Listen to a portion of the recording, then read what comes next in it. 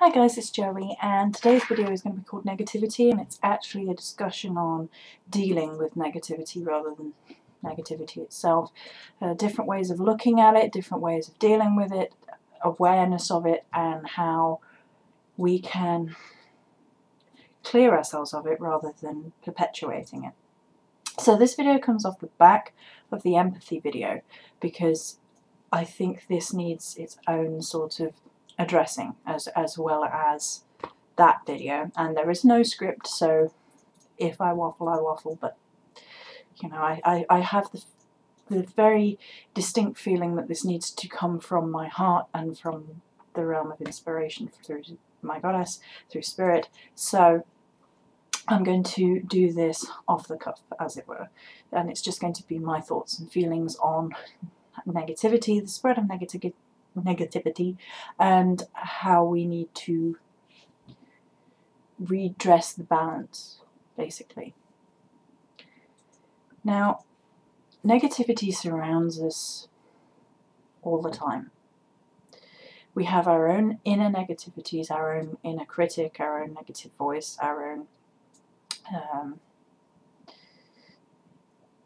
negative reactions. Now, I would say, first and foremost, in every single inner negativity there is a balance with it.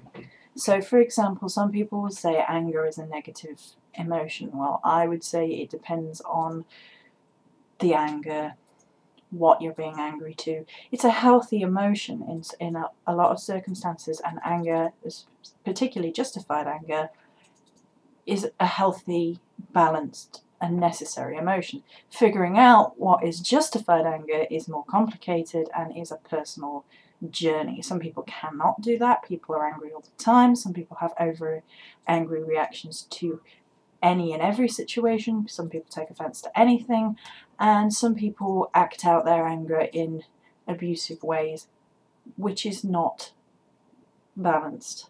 It's not healthy. It's abusive.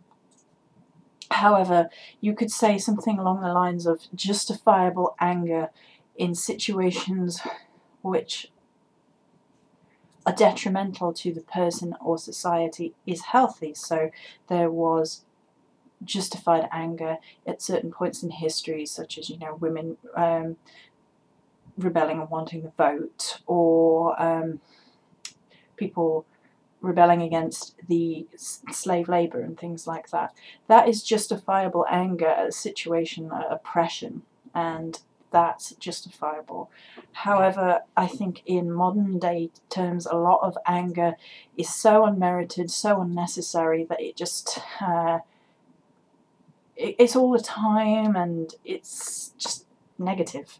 And when these emotions within us overwhelm our sense of self, overwhelm our moral boundaries, overwhelm the positive emotions, is when we are delving into something which is damaging for ourselves and those around us. I think to deal properly with negativity is to realise the impact that your emotions, feelings and words have, and as a witch or anyone following a similar path, or anybody as a human being really, but especially people who should know the power of words, of vocalising thought, feeling and energy. It's dangerous to think that you can just be like that and it's not going to have an effect. You sit back and think about how you affect people, even if you only affect people in your immediate circle. So you only affect 5 or 10 people. Well, then they're going to go affect 5 or 10 people, and then they're going to go affect 5 or 10 people, and it just branches out. And if that is negative, if you know you've been nasty to somebody, you've name called them, you put them in a nasty mood, and they go on and they are nasty, and can you see how that negativity can spread? I've watched a few videos recently and was a little bit upset by them to see that people's attitude seems to be, well, the world is a horrible place, so I'm going to be horrible to everyone else. And I can think that is a really dangerous position to take. They say that there are supposedly studies that most people who become bullies have been bullied themselves. most, there's a statistical chance that if you have been attacked or abused in some way, it's likely you will perpetuate it. So people who have been a victim of violence in their childhood then go on to be violent people. Now, this is a overgeneralization, and the reaction of each individual is their own responsibility. Just because you have been a victim of bullying does not mean you have to go on and become a bully. You at that point can put your foot down and say, I am not going to go and do that because I know how much that hurts. I can understand the reaction of people who have been betrayed by other people, because I don't know if it's a Virgo thing, but I think it probably is, but it might just be a me thing as well. It's like I have this overwhelming sense that I really feel the need to help people. And a lot of people come to me when they're in difficult and dramatic situations. So things that are so far outside of the realm of normal life that they're just lost.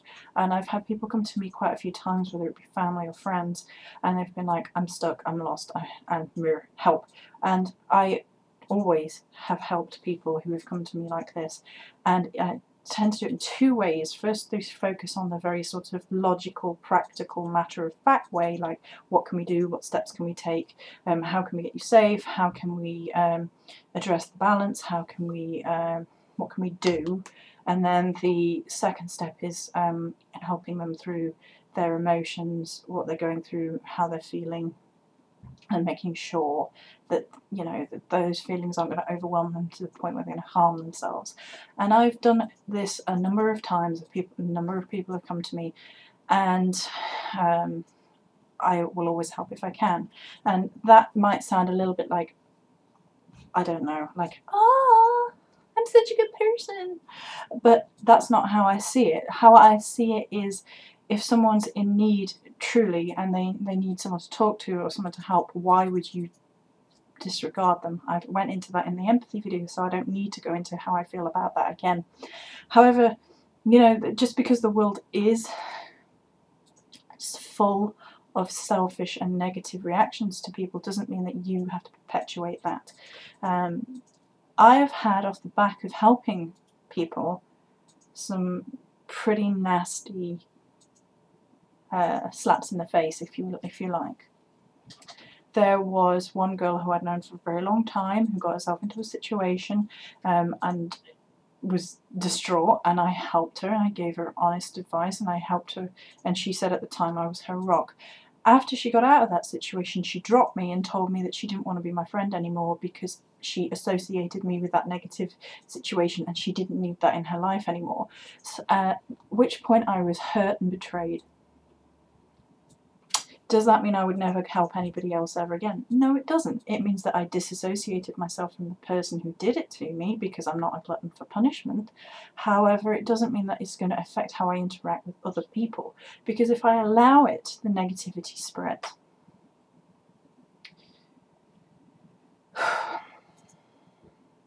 I have a very closed group of friends, and I understand how people become disillusioned with the world. I fully understand this. I have a limited amount of people who I completely trust.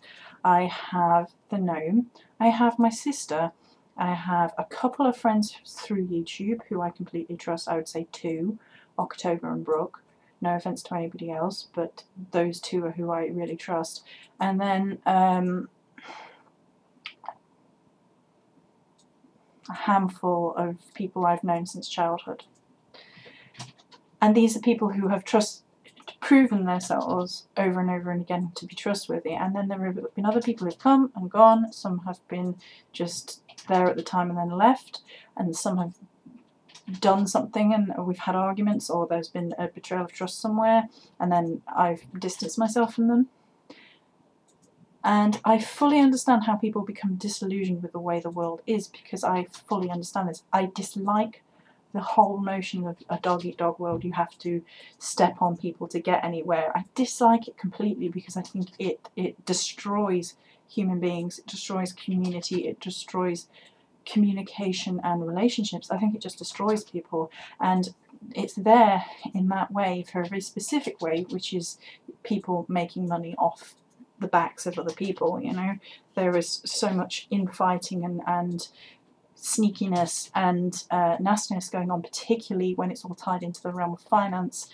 It's just ugly. However, the point of this video is that if you perpetuate that, if you become so disillusioned with the world that you become a part of the system, you turn into a cog and it carries on. It never ends. If one person doesn't stand up to the, you know, the nastiness of the world, then nothing ever changes. Change comes slowly. Change comes one step at a time. Change comes when people say, this is not acceptable. It's not acceptable to tear down all the rainforest just to make a profit. It's not acceptable that children are in states of poverty in the world and abuse and people are ignoring it. It's not acceptable that women are still victims of domestic violence and judges treat them as if they deserve it. It's not right, and we have to say at some point that this negativity will not stand. We will not absorb it and become another cog in that system, because if you do, what's ever going to change? Nothing. I do not agree that nice people don't get anywhere at all. I think that's a really scary myth perpetuated by people who are determined to squash people and stop people from evolving. Now, if you know, community is a scary thing to the powers that be, because if everybody stands up and says no more, then these people, these few people who have all the power and money, you look at statistics about how many people sort of beat down everybody, and you'll know that they're vastly outnumbered. So they don't want people to stand up in a strong, tight-knit sense of community and belief in looking after our fellow human beings, because it threatens their livelihoods, it threatens the finance. Now, it may be that the people who have good intentions and try to help people get there slower, because quite often people who are prepared to squash whoever's in the way will get there quicker, and that is a personal choice for every human being. You do what's easy or you do what's right. And I have said this before and I will say it again. I've faced this decision on numerous occasions, and if I can, I will always pick what is right over what is easy. It would be easy for me to say, F you, F you, F you. I'm going to do what I want. I don't care about you. I'm going to crush whoever. And I mean, I think that's ugly and I would never want to be that way. But technically it's easy. So what is right is to stand up for people, not in such a way which perpetuates hate, because there is a misunderstanding of that as well. There is, you know, there's this whole popular culture of, I effing hate you because you are nasty to this person. And it's just like, you're only perpetuating a hate cycle, and what's the point? Drama and hate and negativity, you're just feeding it. There are people who go out of their way to hurt people, and that is a sad fact of life, and there is something to be said to being aware and not to wearing your heart so openly that you become crushed. You have to balance a sense of decency with a sense of common sense. You do not give everything you have away, because then you will be destitute, and your destitute leads to the destitution of those around you, your family, your friends, people who love you and care for you and want to help you. You don't give away everything you have, be it emotional, be it physical, be it financial, whatever. You don't give everything away, because that's not being a good person. That's just setting yourself up to fail. And what is the point if you set yourself up to fail today and then you can't help people in the long run, and then you become disillusioned, and then you become part of the cog again? You know, you have to see these things on a case-by-case basis for what they are. I can give you my time, I can give you my help, but after a certain point I'm going to step away. It's something I have struggled with, something I am still struggling with, and something I have to learn is, at some point it is perfectly okay and not negative to say no.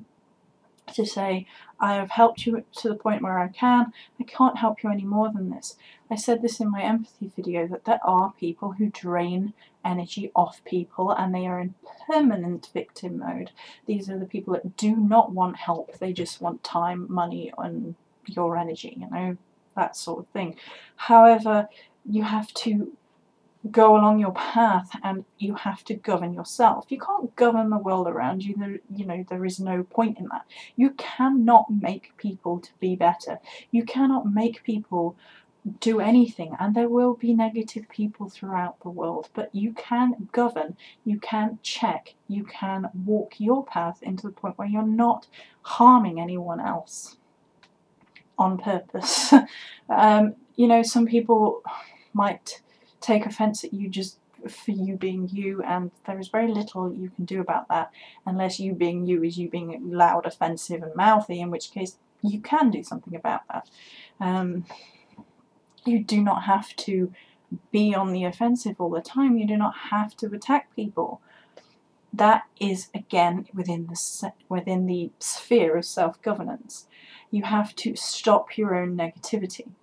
I remember reading in a book, I think it was The Witch's Shield, a long, long time ago, that when Christopher Penczak had those negative judgmental thoughts, he would visually cross them out with a white thing in his mind. And I do that all the time. You know, if I find myself thinking something negative or judgmental, I sit there and go, oh, I negate that. Because it's perfectly natural to have negative thoughts, negative things, but to follow through on them, to react on them, to act on them is something else. It's a choice. And I don't think it's a choice that we as witches should be making, because we are so much more aware of our energy, of our words, of how they affect people, of the power of spell and prayer is all tied in with intent and energy. So to focus on those negative things and think, just me, just me, just me, F you, is really negative, and you're only poisoning yourself. That's the sad thing about it. You're only poisoning you. And people don't realise this, you know. You judging other people, but the only thing it's saying anything about is you. You keep going, being aggressive towards other people, but the only person it's really truly damaging in the end is you. And we need self-governance. We need to realise when we are being negative, we need to take action, and we need to stop. So one way in which we can do that I've already mentioned, which is the crossing out of negativity within our visualization space. You know, you think something and then think, no, I shouldn't have thought that. I negate that and cross it out. You can constantly purify yourself through methods which I've already discussed, that all witches should do anyway, you know, smudging, and then in the shower, and then visualization and meditation, and all those sorts of tools which are available to us through energy work, through crystal work, through spell work, through any work that appeals to you, to purify yourself and stop it. Stop that negative cycle. Just cut it out and stop it. If there's a behaviour in which you are engaging which basically is negative, and you kind of know because you'll feel guilty about it, you sort of think, right, what can I do? Write down steps, write down what it is, write down anything, just get active about it. It's an individual path in that sense, and each thing is for each person. You know, I cannot tell you how to stop the negative behaviour in your life, stop the negative thoughts, because that is your path up to you. I can tell you how I do it, and I have. Negate the thoughts, write it down, have serious meditative stages on it where I'm focusing on an issue to sort of, how can I fix it, what can I do in a mundane physical sense, what can I do in a spiritual realm. I talk to my goddess, you know, help me, and they always do. They will always help you if you want to better yourself. Stop being so negative and just embrace it, because the minute you stop allowing yourself to be ruled by negativity is the minute you take on something else. The minute you stop allowing negativity to reign over you is the minute you embrace positivity, and things will start happening, things will start changing, etc. So I think the main focus of this video is that if you perpetuate this whole idea, it goes on.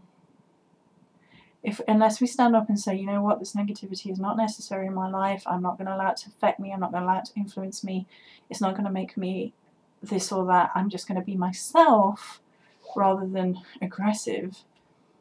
You don't have to be aggressive to defend yourself. Who are you defending yourself against? The only person whose spirituality can be questioned by you is you and the powers that be, not other people.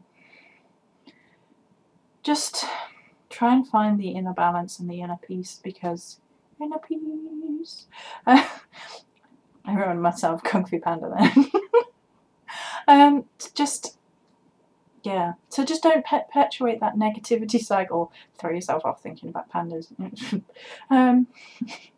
Have a giggle, have a laugh, lighten up, because this whole negativity cycle needs to stop.